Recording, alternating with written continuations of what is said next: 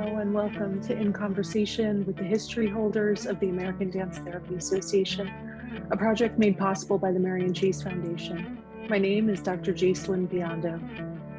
When I first conceived of making these videos, I hoped to capture the words of the women who studied with the firsts in our field: Marian Chace, Trudy Shoup, Mary Whitehouse, Alma Hawkins, Blanche Evan, and Lillian Espinack.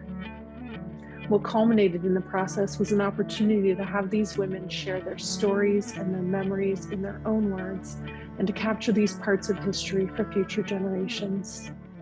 Thank you for joining us, and I hope you enjoy our conversations. So I would like to welcome Dr. Joanna Harris, who is joining today for a conversation. Dr. Harris, so nice to see you. Thank you for being here. Thank you.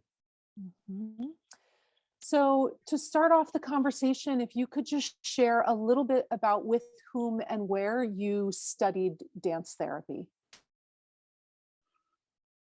Well, I was a dance child in New York City and had a great variety of what we would call technical dance classes, including a very long period studying what was left of the Isadora Duncan technique. And in some ways, the Isadora Duncan technique has a dance therapy dimension in that it is focused, at least it was my learning, is focused on inner feeling. A lot of dance technique was focused on technical physical achievement. And that's wonderful too. Graham and Limon and Doris Humphrey trying to tell us about choreography and performance. But the years of the Isadora Duncan were always centered on how does that feel? And when you move that way, what are you expressing? So in some strange early way, the Duncan technique was the basis, but the actual attending to dance therapy happened when I was at the University of Wisconsin, and I was there starting in 1951. And we had a graduate seminar, which I was allowed to participate since I expressed so much interest in it. And the woman who was the very first person I met, I think she's disappeared, but her name was Catherine Mendham. And in that seminar was Rhoda Winter Russell, who I think actually practiced dance therapy. So we talked about this, the whole meaning of emotion in motion. We like that expression. And where was it personal and where was it public? And how did we transform the personal into the public? As part of our practice, what we did was go over to the mental hospital across the lake from the campus. It was called Mendota State Hospital. And there were very interesting people there. One name I remember was Thelma Hruzda, Hruzda. And she was interested in what we were exploring. So we led groups of patients. They were mostly adult psychiatric patients. I don't think there was anybody with physical limitations.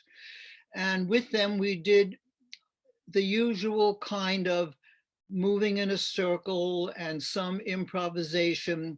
And sometimes Rhoda would lead, and sometimes I would lead, and sometimes Catherine would lead. But it was a very good beginning experience for me. When I graduated, I went off and taught the modern dance at the University of Kentucky. But after that, I came to California and started my graduate degree at Mills College. And there, the head of the department, who had just retired, was Marian Van Tile Campbell.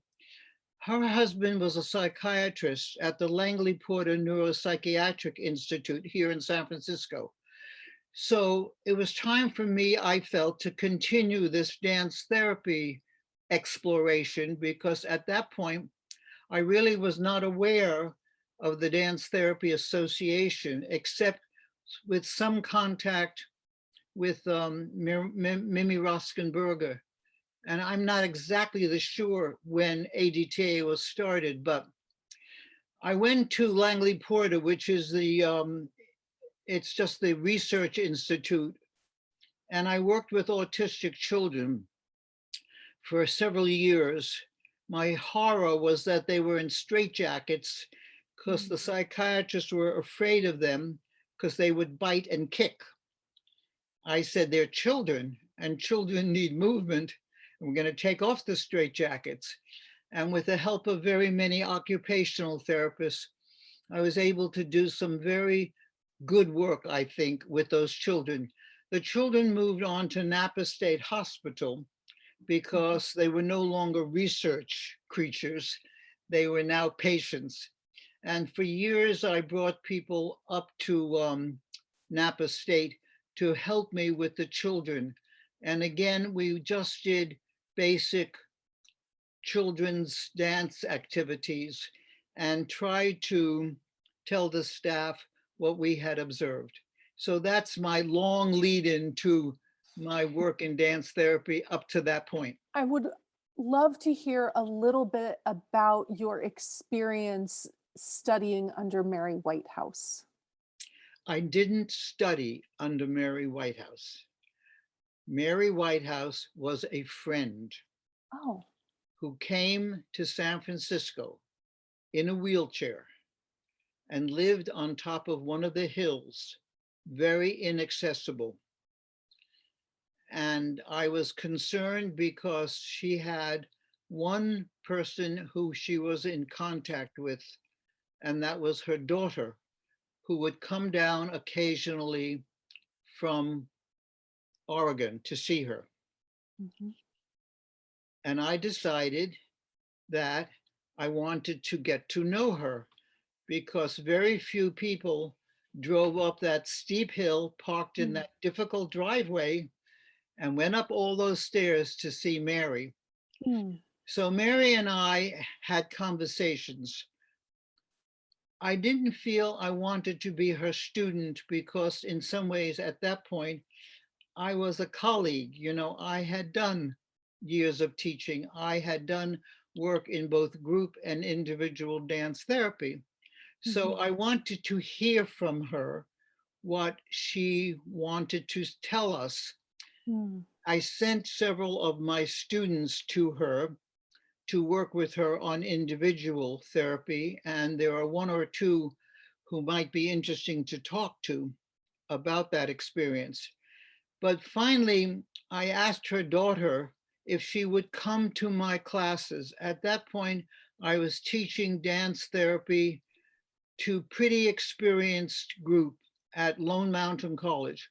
Lone Mountain was a division of the University of San Francisco. And I was able to establish that program there. So with great physical difficulty, we got Mary to the class. And she did this wonderful work, which I hope you can see when you find the video of her teaching, because she did an entire class on that video. So we were all very inspired about her imagery, her way of evoking responses, her way of not working with. She physically never moved with anybody because, among other things, she couldn't leave the wheelchair. And so that's very important to me because I know I've seen all kinds of dance therapy videos, but with individuals, I don't move with them.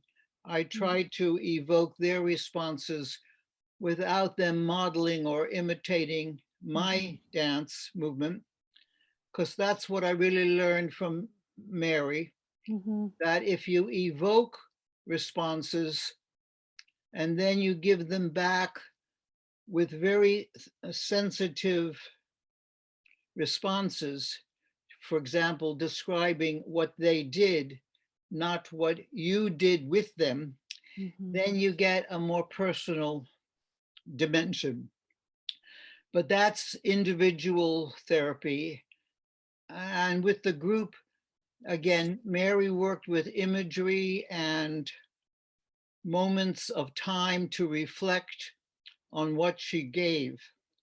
But I continued to talk to her when I asked the Dance Therapy Association, isn't it time to have her on video?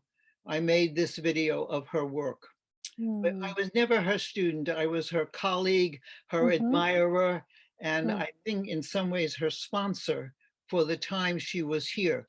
Now I know she was at UCLA or down there for a while, and maybe people down there still have memories and have other ways of reporting on Mary as a dance therapist when she was able to move. But I don't know that. I don't know the Los Angeles people anymore. So it sounds like one of the things that really stood out for you was this idea of Mary not moving with, but evoking movement. And I really love that image. And I understand it was partially because of physical compromise, but it seemed also to be part of her way. And I'm wondering if you either want to elaborate more on that, or if there was other things about the way she did dance therapy that really stood out to you. Because of her physical illness, she had reached a place in her own person where she was a fairly peaceful human being.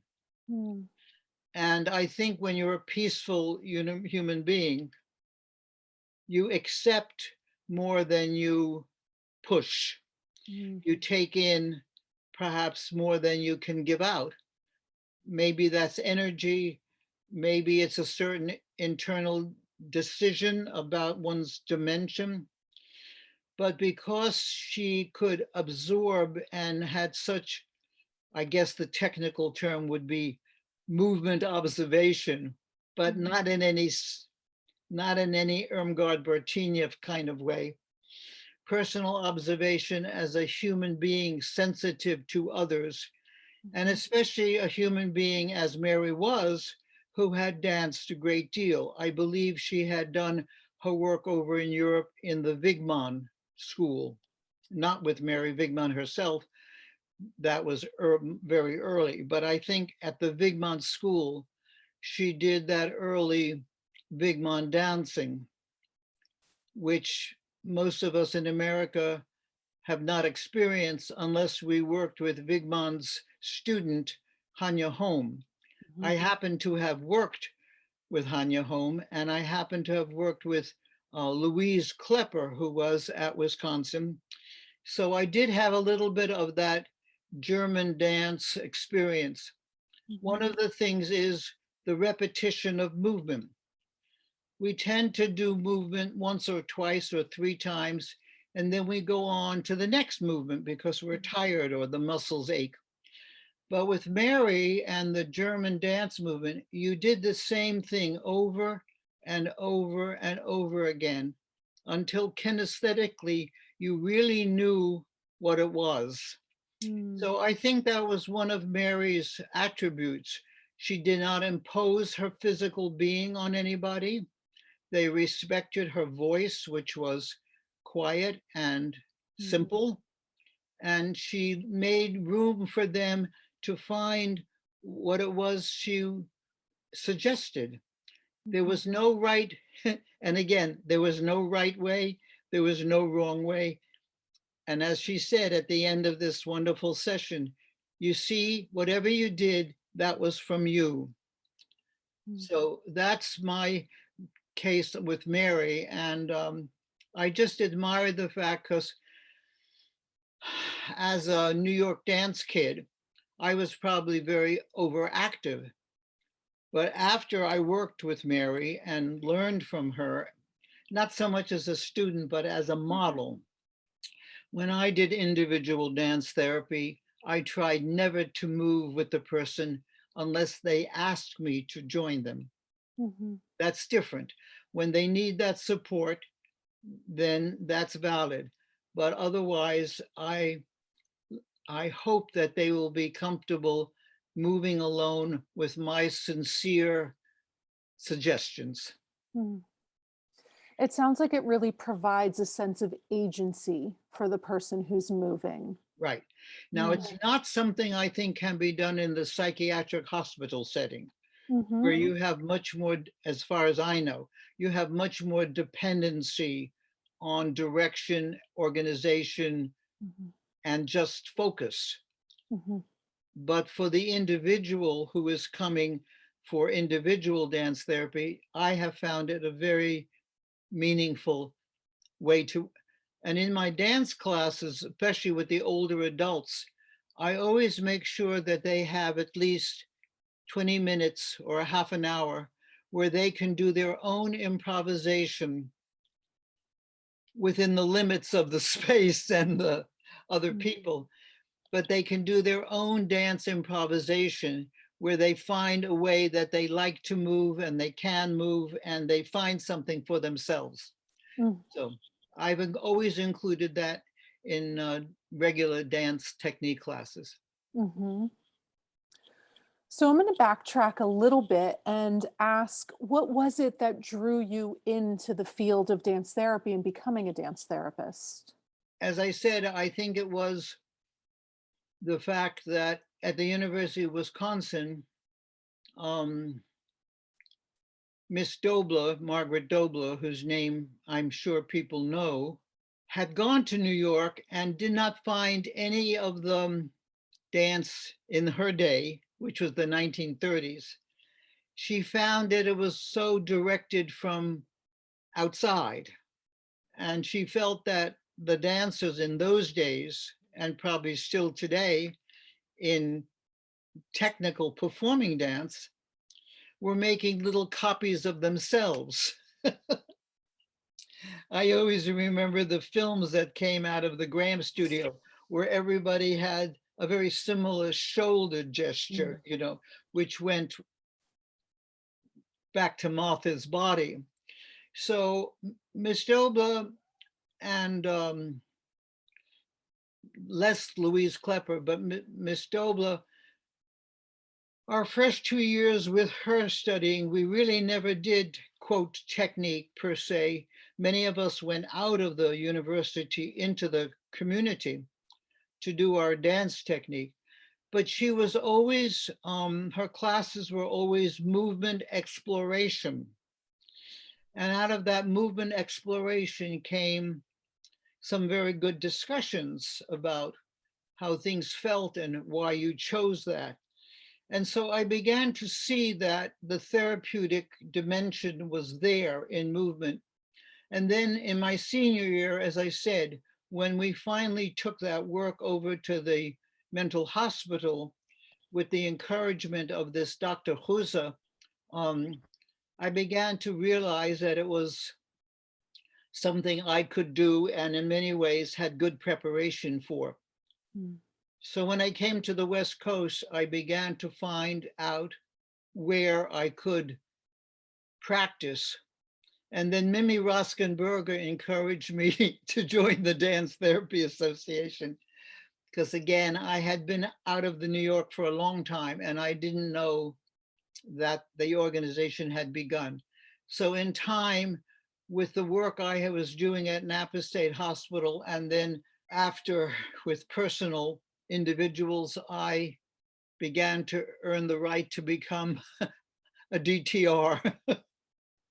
So that's my history. But dance therapy out here in the Bay Area moved with people whose work I was not part of. And so some things have gone on. I think a few people call themselves dance therapists out here. And I believe there's work up in Napa State Hospital, which was a forensic hospital dealing with prisoners. But things have changed. And right now, I know there's no dance therapy training per se, but I think there's dance therapy practice. I'm going to start to try to find out what that is. But I've left that field because I moved into the field of teaching dance to seniors. And my favorite thing to do, which I did for many years here at Berkeley and with other theater, was to stage dance in the theater, like with Shakespeare plays and so on and so forth. That became my energy, because my degree is not in dance therapy. My PhD is in theater. My degree from Berkeley is in theater arts. Oh, excellent. So I'm a multi-headed creature. Yes. So thinking back, going to move back to Mary Whitehouse a little bit, and thinking back to your time with her as a colleague, and somebody that you spent time with. Do you have a particular memory about that time, a fond memory perhaps, that you had with Mary that you can share with us? Well, there's two things. There's memory of myself with her, in which she talked about the limitations of not moving. You can imagine being a dance person and then having to live in a wheelchair. So the emotion and physical crisis of that was with her constantly, you know. And so we talked about her sense of limitation, but also that she was creative and innovative in her mind and her spirit, and how she would like to be able to do more with that, and how we could make that physically possible. I'm afraid she wasn't with us here in the Bay Area long enough, except for this period when I got her over to my school. The other dimension of my being with Mary is that I had several students who became patients of hers. And I was close enough to them as a friend, a teacher, and a therapist that they shared with me what they had done with Mary. Now, some people do not believe that you should share your therapeutic experiences, but given that I was part of that world, and I must say that the 2 or 3 people who I sent for individual work with Mary shared with me how important, how insightful, how meaningful, and how it enlarged their personal world and even gave them inspiration for their professional world. So I think those two dimensions of being with Mary are the important things to remember. And again, I would love to find out if you or somebody could find the people who she worked with when she was on her feet and could move. Whatever she did at UCLA really needs to be discovered too. Absolutely. I think it's nice to get different perspectives of different periods of people's lives and really understand them from a more holistic perspective. So I really appreciate you mentioning that, as well as sharing the perspective that you had with her. So the next thing is, I'm really interested in this notion of the essence of dance therapy. And I'm wondering if you would be able to speak to a little bit of what you might imagine or what you might understand Mary Whitehouse's thoughts around the essence of dance therapy would have been. Well, the essence of anything is hard to distill, right? I went to the Bronx High School of Science and I spent a lot of time distilling essences out of chemistry. And sometimes when you get the essence, it disappears, it evaporates, you know? So it's not an easy thing to come to. But with Mary's inspiration and with Mary's ideas, I think that people are not able, not willing, or do not learn, even as children, that they are valuable in movement. I just had a long talk yesterday with a colleague who said, oh, well, her daughter is just fine. She's playing basketball and volleyball and running races. And I said, what does she know about her body when it's not in contact with the ball or the court or the other people? And she looked at me and she said, well, she knows how to run and throw a ball. I said, what does she know about her body?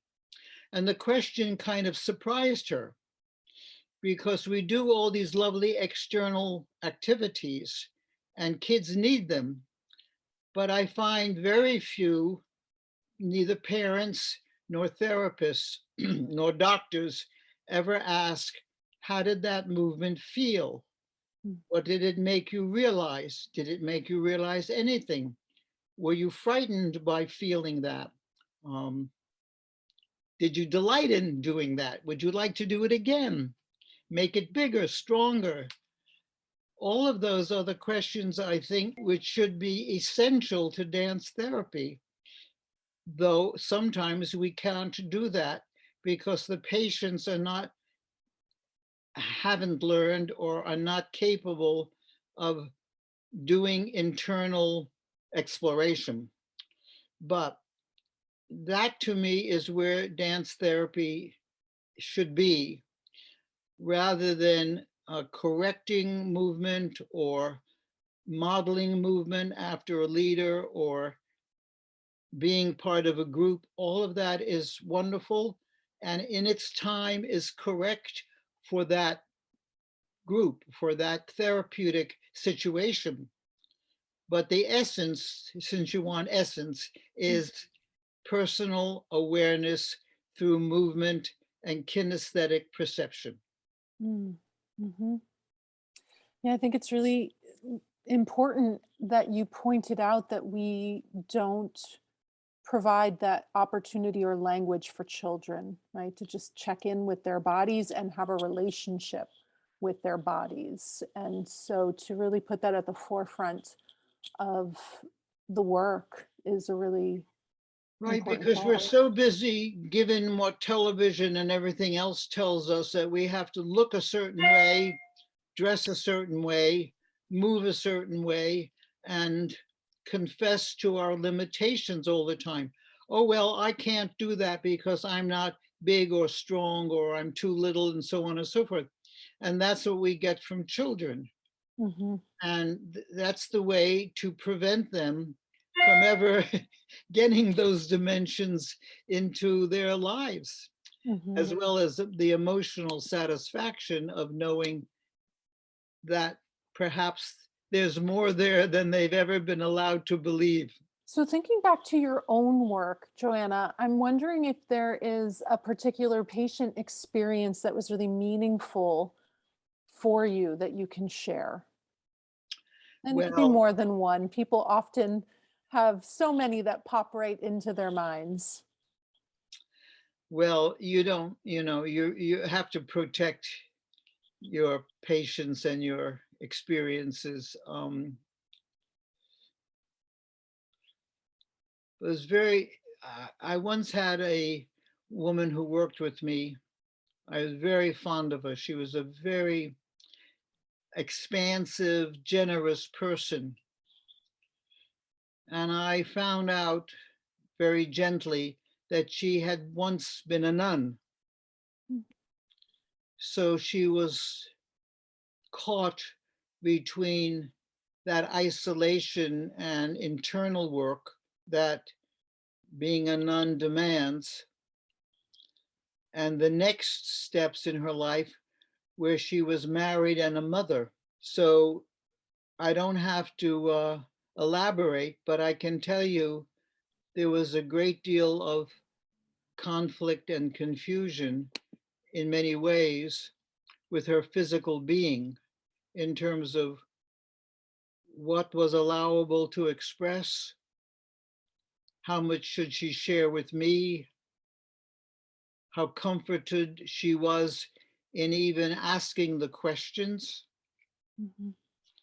And we worked for quite a while, and I think she got frightened in some ways about her own responses.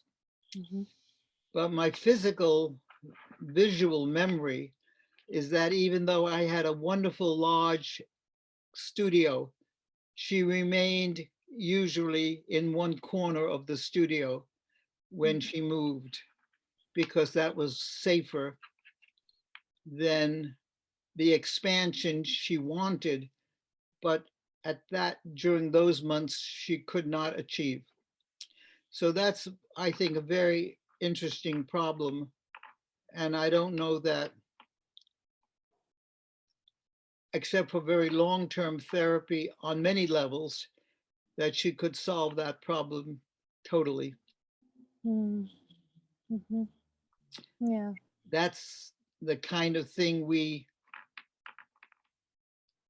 work with, as well as my other great memories of the children because of their autistic nature early on when they were not understood biologically. Now we understand autism biologically much better. In those days, it was a socio-maternal problem. The autistic children I worked with for years and years were hitting themselves, and that's part of the symptomology. No one can really answer why. Perhaps pain is one way of feeling something when you don't feel much else.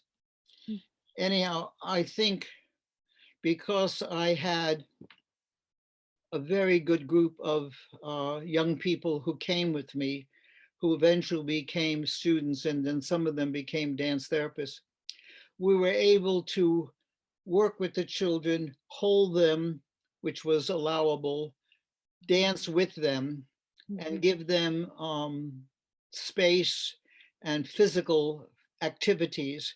So many of them hit less. They didn't stop hitting themselves, but they hit themselves less because there were alternatives. When you don't provide any alternatives, what can a child do who is all self work, entirely self-healing?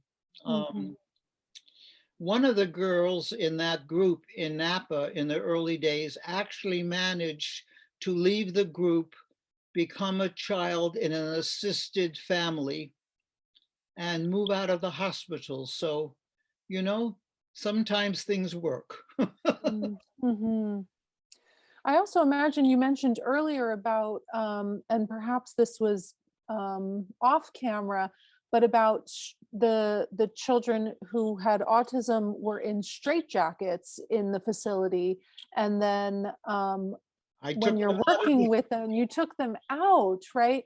And so this kind of all or nothing, right? You have no ability to move when you're bound.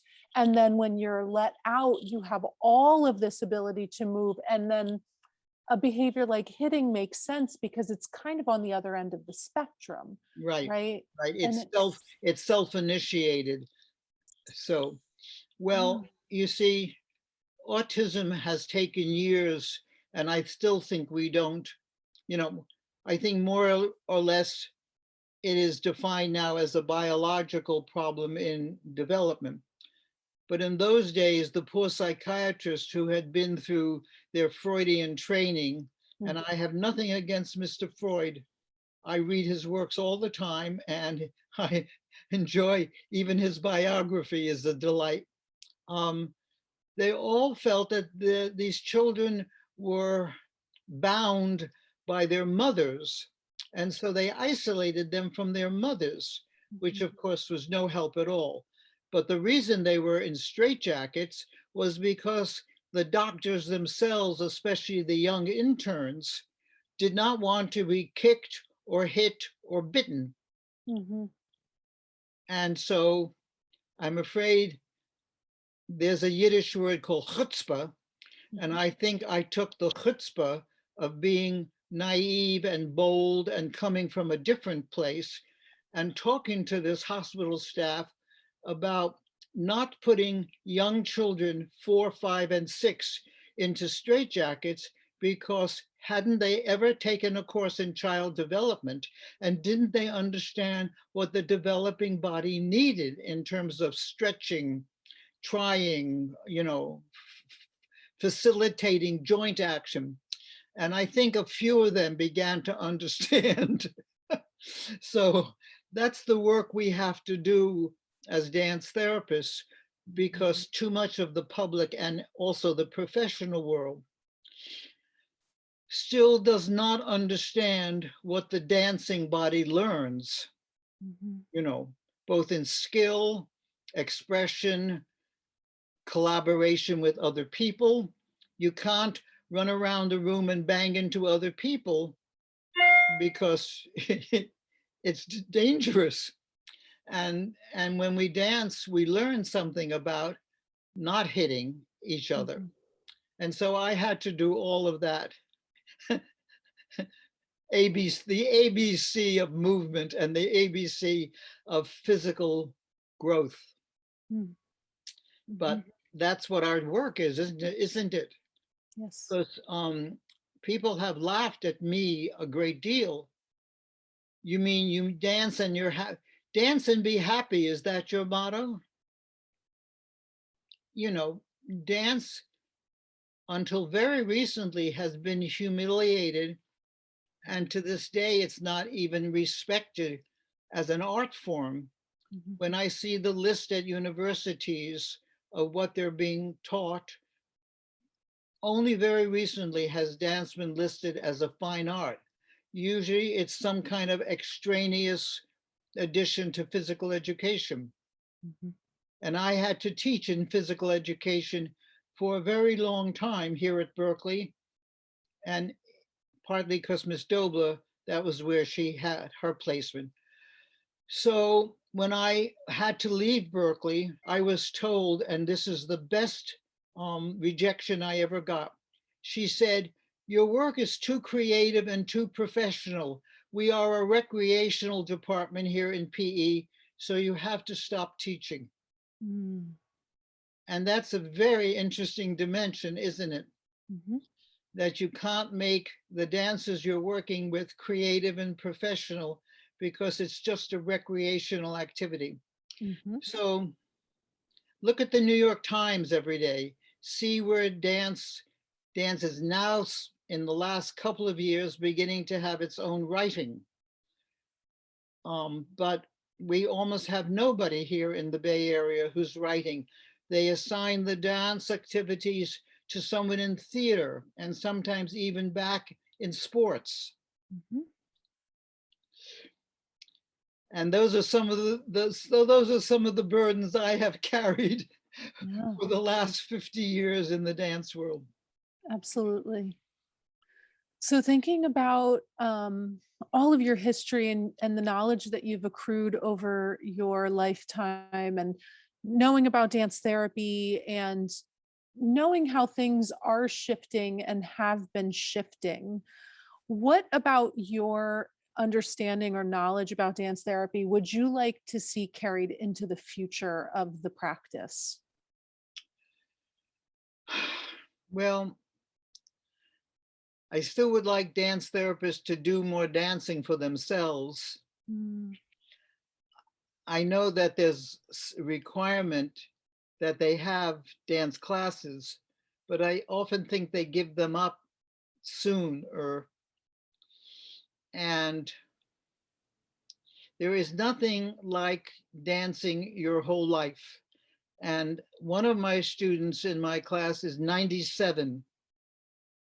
She can't walk very well, and she uses a cane, but she does all her work holding on to the bar and sometimes with the assistance of somebody. But she keeps moving, and her improvisation and her creative work when she works with others is unbelievable, because she has spent well, her mother was a dancer. She spent a whole lifetime learning the multiple dimensions of what dance can be, both with herself and others. So I just wish there was a requirement, just like we have ongoing education in psychiatry and ongoing education in physiology, so on and so forth. We certainly should have ongoing education in dance. And sometimes I get upset with the word dance movement, because dance movement sometimes cuts out the creative dimension of dance. And there is nothing more wonderful than watching, for me, watching people take a very simple problem, for example, starting on the floor and taking time to just learn how you like to stand up. And then when you get there, how would you like to go back down? Very simple movement problem. And yet I can't tell you how many amazingly beautiful studies I have seen done, and what joy, what pleasure, what interest it brings to the people who do it, you know? It's hard for me to stand. I can't use my knees. My feet don't want to hold me up. I don't know what to do with my hands once I stand up. Where's my head? I've lost my head entirely, etc. Those are very important dimensions that I think we need to bring to people in dance therapy, whether they're very well or not so well. Just again, the kinesthetic memory can become very strong and feed very quickly and very thoroughly into the emotional and intellectual dimensions, you know? Get the stuff off the charts and into the body. Yes. Agreed. Agreed. Yeah. Is there anything that I haven't asked you about, or anything that you wanted to kind of expand upon that you'd like to share at this point? We're coming to the close. Okay. I'd like to share my dilemma about dance therapy writing. It's not easy writing to do. And usually you're doing it for colleagues who understand the vocabulary. But since we are a field that is still struggling, even after 50 years, for recognition and acceptance, I do think that instead of intense physiological or psychiatric language, or even special words like authentic or et cetera, all those words we have just used, that we try to find a vocabulary that says what we mean in ordinary language. And I think the ordinary language is there. Now, I know colleagues and I know people who are desperate to impress other colleagues in the field. And that's one thing, and it needs to happen. And if you've done physiological and psychiatric research, yes. But in order to reach the wider world of therapy, ordinary people, people who want to move, men and women and children, perhaps we could take our good studies and learn to use accessible language to present them to the world. And also find a way to accept one another and all our differences. We have all had, as I have had, very different training, very different experiences, very different geographies. You know, you can take a New York City person and put them in California, but you often can't put them back. The whole perception of what space and geography and daily light, even the light in the sky here, is very different than the light in the sky. When the sun sets over the Hudson River, it ain't what it sets over the San Francisco Bay. And all of those things make for our humanness. So we need to accept the fact that you and I and 3 other people work differently, but we are all from our different genes, but I think we can share ways of vocabulary and acceptance that would make this field happier, Hmm. easier, broader, Yeah. nicer, and not Mm, so competitive. Why we don't need the competition, you know, mhm, the competition does not help our patients nor ourselves. Nor our field that's been struggling, like you said. Exactly right. Yeah. I think that's important. Absolutely. Thank you for sharing that. Sure. Anything else before we wrap up? I think I've spoken enough. Okay. Well, on that note, since we've spoken enough, at the end of each of these interviews, I'm inviting the interviewees to do a little bit of movement with me, just a minute or so of some improvisational movement. And I was hoping that you would join me in some movement.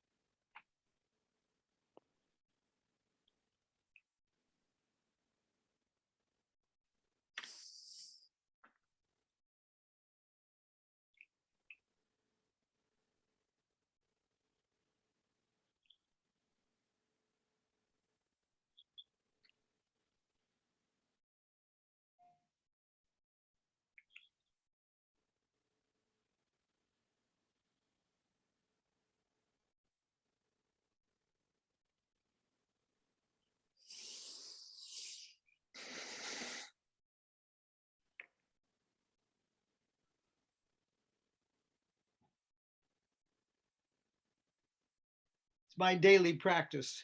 Oh, I love that. Well, thank you for sharing your daily practice with me. Well, it's very good, especially as your spine goes creakier and creakier each day as you advance to muddled age.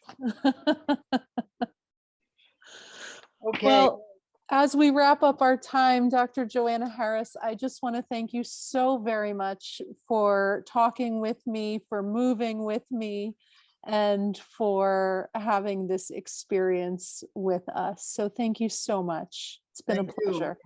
And do keep in touch with the Mary Whitehouse, Mary, Mhm.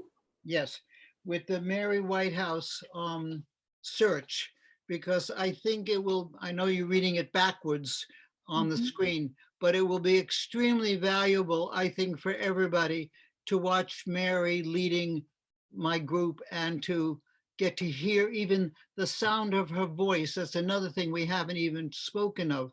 Mm. How do we reach people with our voices, the rhythm of our voices, the tone of our voices?